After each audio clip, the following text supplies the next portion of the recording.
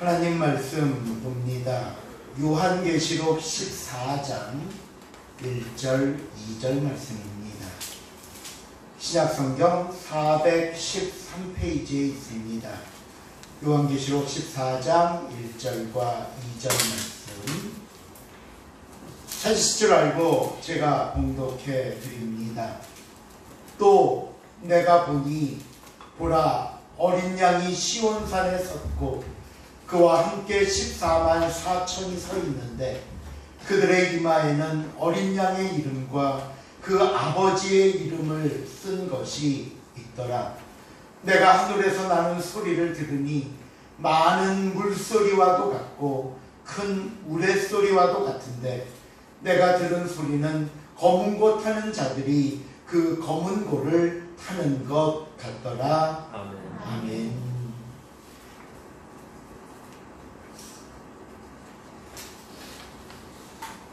우리가 지난 시간까지는 출애굽 여정을 살펴보았고요.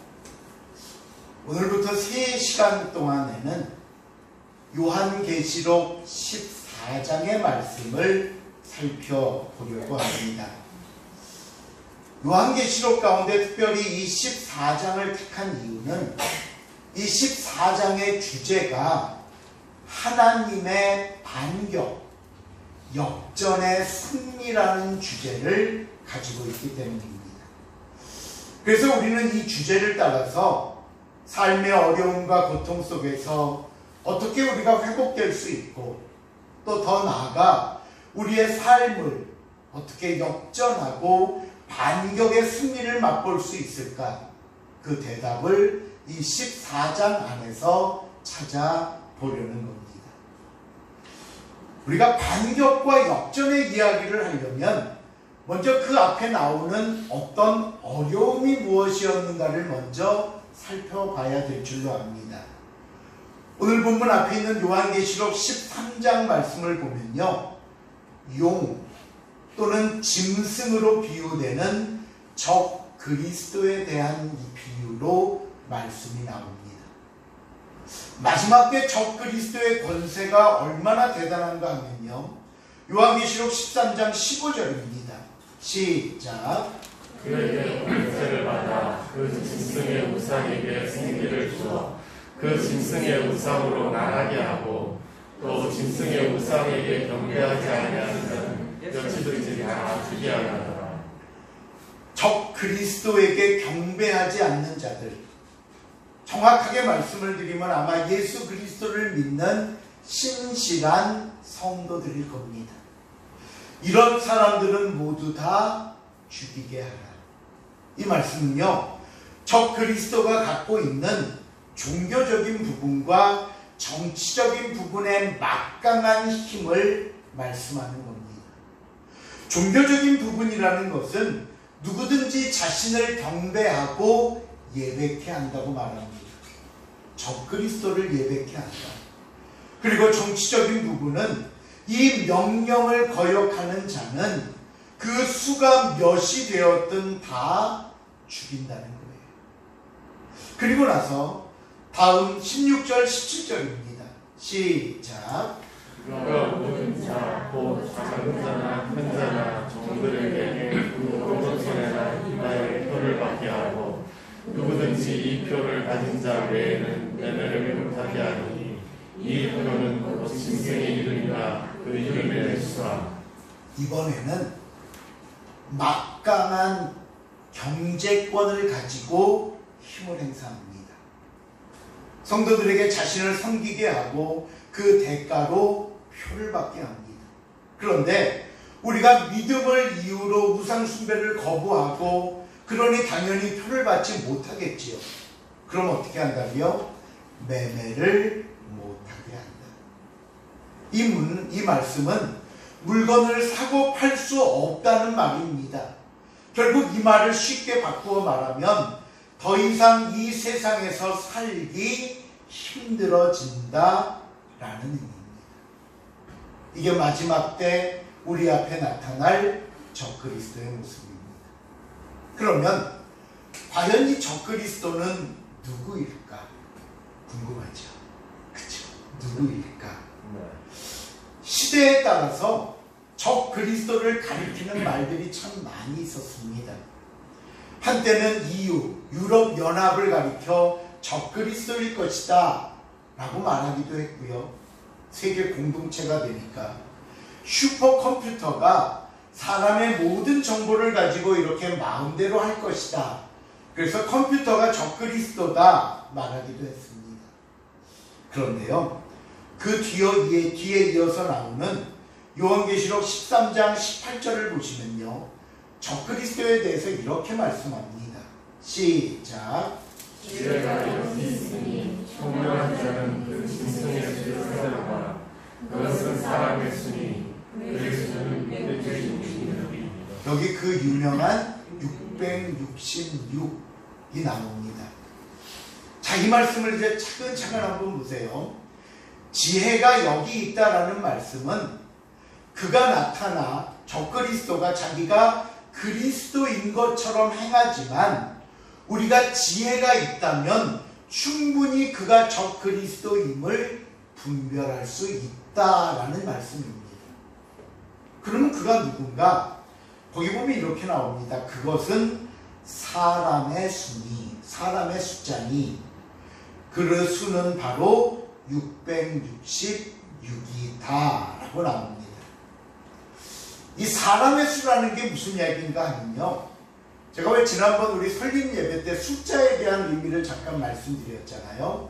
각각의 숫자들이 갖는 상징적 의미가 있는데 하늘에 계시는 성부, 성자, 성령을 가리키는 3을 우리가 하늘의 숫자라고 말했고요. 이 땅의 동서남북을 가리키는 4를 땅의 숫자라고 했습니다.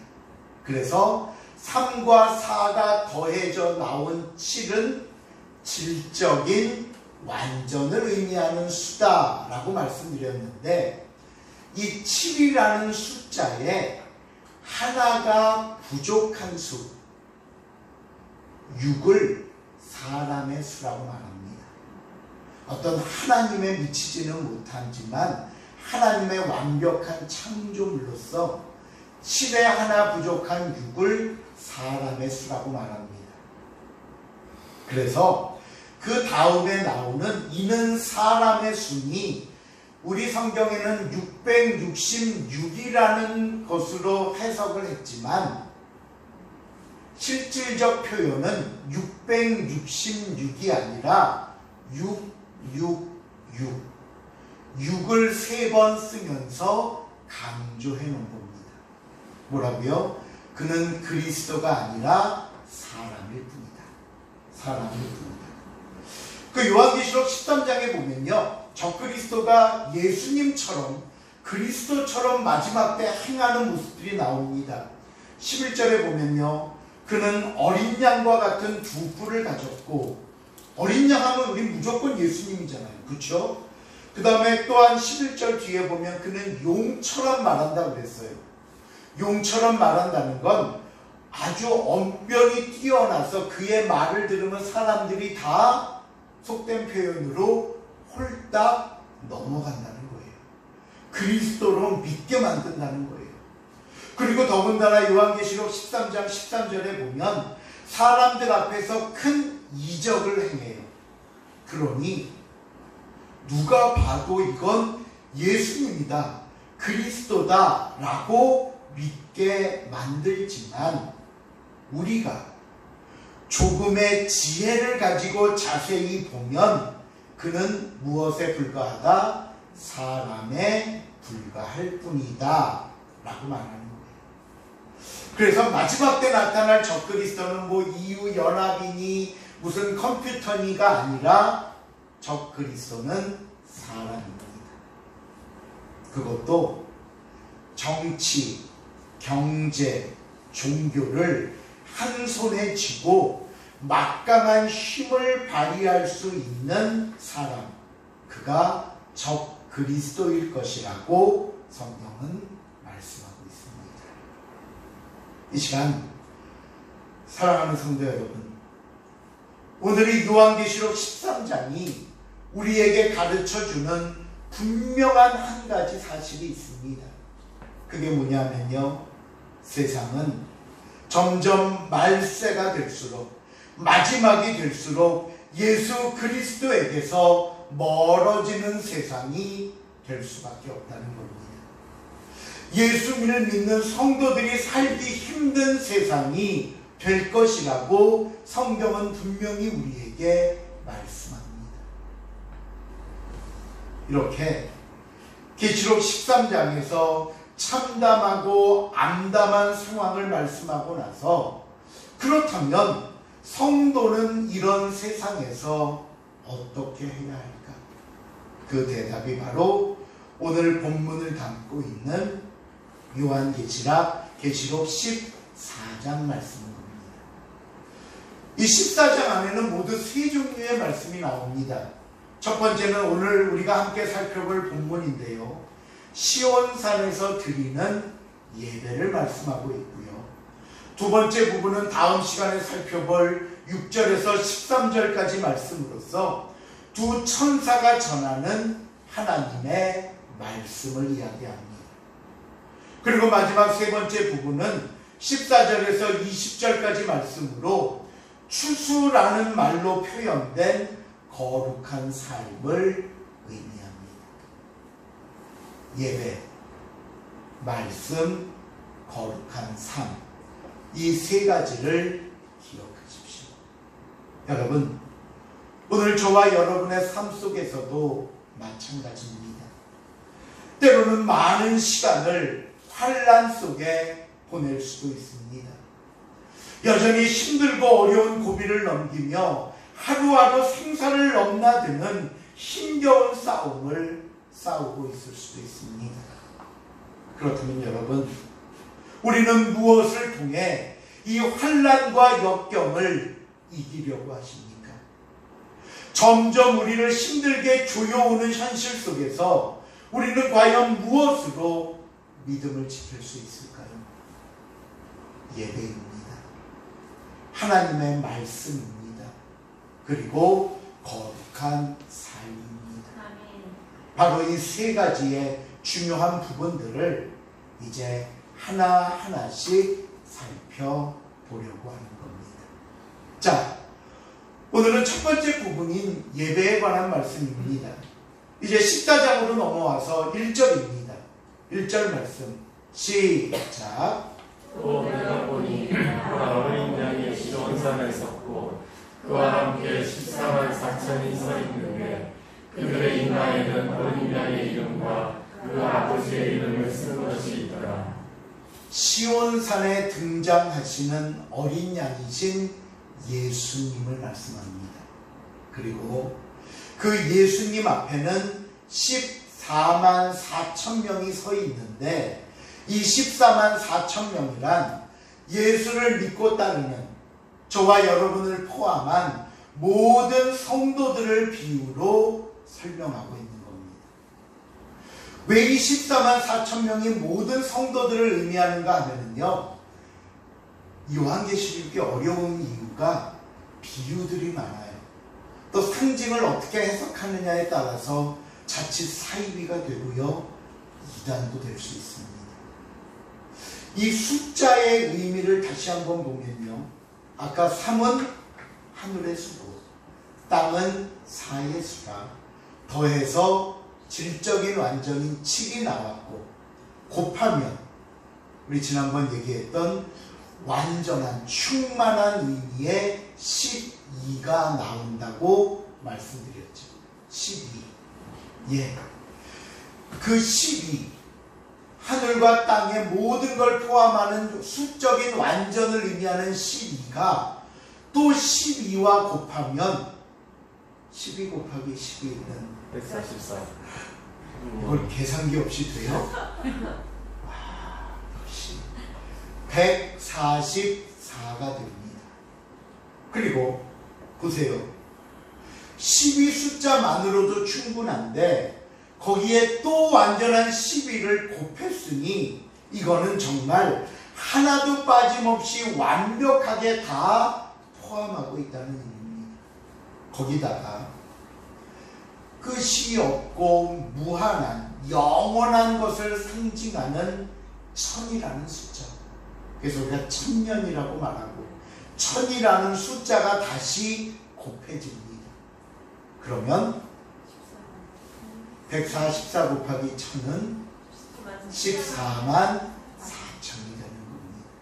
그래서 이 14만 4천이라는 숫자는 딱 그 숫자만큼만 예수님께 구원받는다는 게 아니라 예수 그리스도를 구주로 믿는 모든 성도를 의미하는 숫자입니다. 단 한 사람도 예외 없이, 그 누구도 빠짐없이 모든 주님을 믿는 성도는 이 마지막 때 예수 그리스도 안에 있음을 우리에게 말씀하고 있습니다. 자, 그렇다면 이 예수님 앞에 서 있는 성도들은 주님 앞에서 무엇을 할까요? 본문 2절과 3절입니다. 시작. 내가 하늘에서 나는 소리를 들으니 나는 물소리와 같고 큰 물소리와 같은데 내가 들은 소리는 거물과 타는 자들이 그 거물을 타는 것 같더라. 그들이 모자과 내 생물과 장로들 앞에서 새 노래를 부르니 땅에서 성경함을 만드는 14만 4천 앞에는 능히 이 노래를 부르는 자가 없더라. 모든 성도들이 마지막 예수님 앞에서 어린 양이신 진정한 그리스도를 찬양하고 있습니다. 하나님께 경배를 드리며 예배를 드리고 있는 겁니다. 여러분, 조금 전까지는 불안과 어두움이 가득했지만 예수님께 드리는 예배가 이 모든 불안을 물리치는 하나님의 위로가 됩니다. 힘들고 어려운 시간을 보내고 있지만 예배는 이 모든 것을 극복하고 승리로 이끄는 하나님의 능력이 됩니다. 그래서 그 무엇보다 가장 먼저 예배가 나오는 겁니다. 그런데요, 우리 성도들이라면 예배를 모르지 않습니다. 당연히 오늘도 우리는 하나님을 예배하기 위해 이 자리에 나와 있습니다. 그런데 안다고 말하는 만큼 예배에 대해서 자칫 잘못 생각하거나 예배를 소홀히 여기는 것도 없지 않다는 겁니다. 그렇기에 오늘 먼저 우리는 이 본문을 통해 참된 예배의 의미에 대해서 다시 한번 깨달을 수 있기를 바랍니다. 예배란 무엇이냐? 첫째로, 예배는 우리에게 주신 선악과와 같습니다. 하나님께서 아담과 하와를 에덴 동산에 살게 하시면서 이 동산 안에 있는 모든 나무의 열매는 너희가 마음대로 먹으라고 했습니다. 그러나 딱 한 가지, 선악을 알게 하는 나무의 열매만큼은 절대로 먹어서는 안 된다고 하셨습니다. 이 말씀은 다른 모든 나무의 열매는 네 마음대로 해도 되지만 선악과의 문제만큼은 너의 소관이 아니라는 거예요.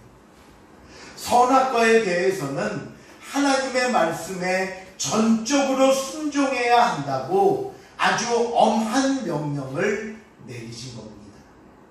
그런데 아담과 하와는 하나님이 금하신 선악과를 먹고 말았습니다. 왜 먹었을까요? 에덴 동산에 먹을 게 부족해서 그랬을까요? 아닙니다. 아담과 하와가 선악과를 먹은 것은요, 순전히 자신들의 무엇 때문? 욕심 때문이었습니다. 자기 앞에 펼쳐진 그 수많은 열매가 있음에도 불구하고 하나님께서 먹지 말라고 하신 그 하나의 욕심을 버리지 못하고 손을 댔던 겁니다. 오늘 저와 여러분의 삶도 이와 같습니다. 하나님은 우리에게 한 주간 7일이라는 시간 가운데 6일을 마음대로 사용하라고 주셨습니다. 그래서 우리는 이 6일을 철저하게 나를 위해 살고 있습니다. 또 요즘은 주 5일 근무라 토요일을 이용해서 쉼과 재충전의 시간을 갖기도 합니다. 그런데 이렇게 7일 중 6일을 나를 위해 사용하고 있으면서도 그 남은 하루인 주일마저 욕심을 냅니다.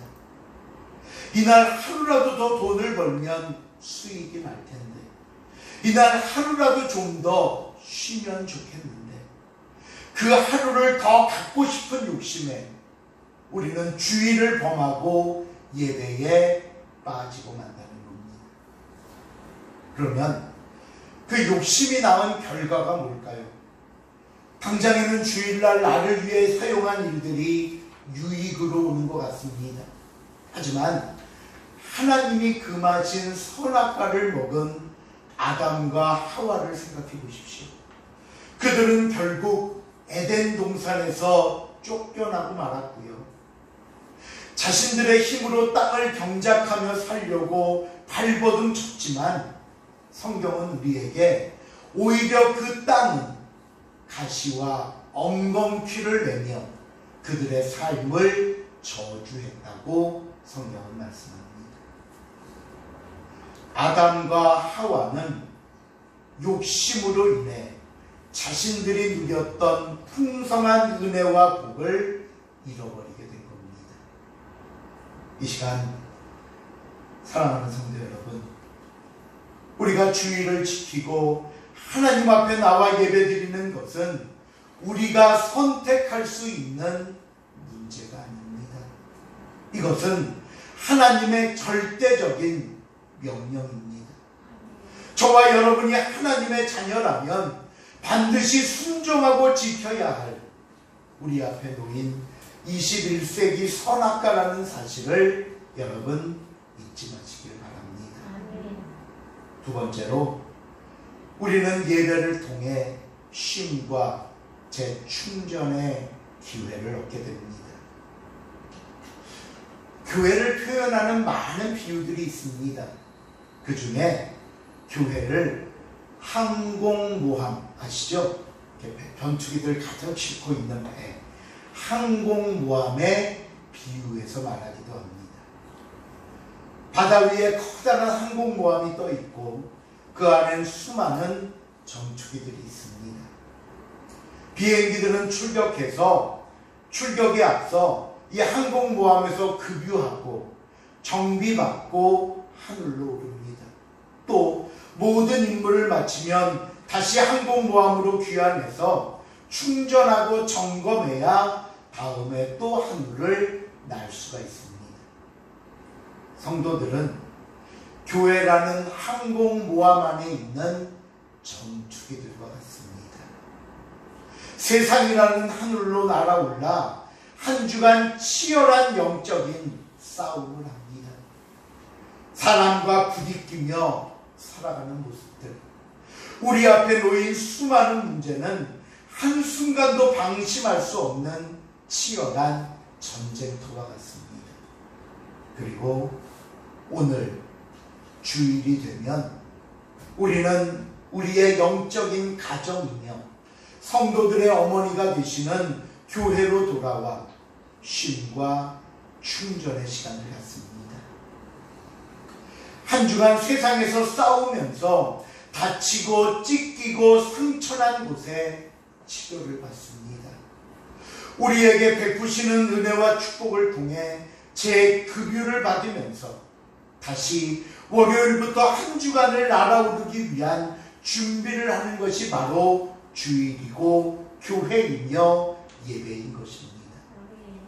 그런데 여러분, 교회는요, 주일 한 번만 빠져도 횟수는 한 번인데 다음까지 14일이 지나게 됩니다. 2주가 지나니까요.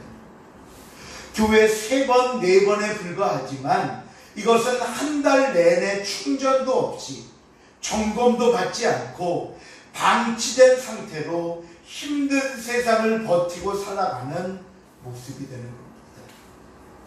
그러면요, 반드시 고장이 납니다. 나라는 오르지만 타격을 입고 방향을 잃고 힘을 잃어버리기에 곧바로 추락하고 실수하고 실패하게 됩니다. 이건 당연히 어떤 신앙생활이라는 한 단면만 말씀드리는 게 아닙니다. 우리 삶 속의 모든 모습에서 우리는 이렇게 힘과 능력을 상실하는 결과를 맞이하게 된다는 겁니다. 그러게 여러분, 최소한입니다. 일주일에 한 번. 수요 예배를 나오시면 그 중간에 한 번에 또 충전과 급유의 시간이 있고, 매일 말씀을 묵상하고 경건의 훈련을 한다면 매일 점검하고 매일 급유하는 힘을 얻을 겁니다. 그러나 그렇지 못하신다면 최소한 일주일에 한 번 이 하나님께 나와 예배드리면서 충전받고 점검과 회복을 얻는 이 시간을 여러분 절대로 놓치지 마시기를 바랍니다. 마지막 세 번째로, 모든 축복과 문제의 해결은 예배로부터 시작됩니다. 종종 성도 중에 예배를 아주 비생산적이고 비효율적인 일로 여기는 분이 있습니다. 야, 교회 나가 예배한다고 뭐가 달라지냐?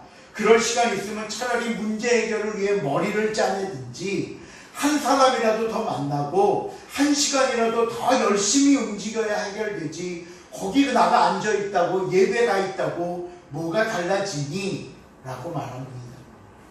그러나 여러분, 이거는요, 우리가 올바로 깨닫지 못해 실수하는 가장 큰 문제입니다. 언제나 예배가 어떤 해결 방법보다 먼저입니다. 왜 그런 줄 아십니까? 잘 생각해 보세요. 우리가 예배 드리는, 우리의 예배를 받으시는 하나님은 전지전능하신 분이십니다. 믿으십니까? 예.